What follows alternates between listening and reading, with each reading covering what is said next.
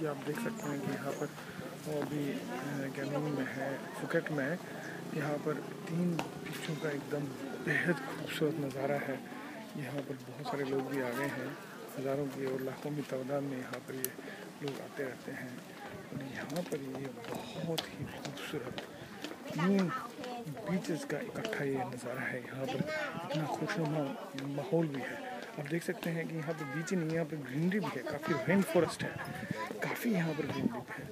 बहुत अच्छा और बहुत ही उम्दा किस्म का यहाँ पर एक जगह है जो कि फुकेट में यहाँ पर 3 बीचों का एक संगम हुआ है।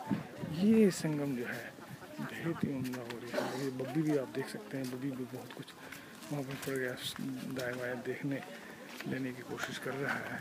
और ये हमारा ये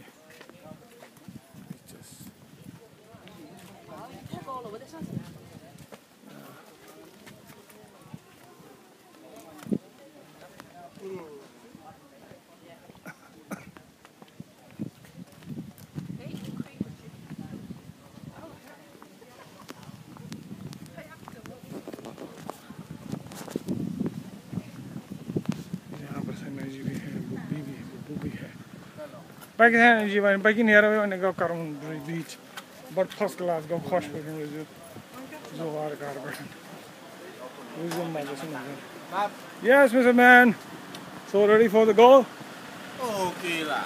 Yeah. The National Ministry of Qatar.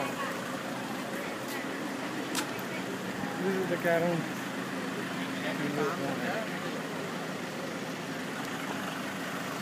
Hey.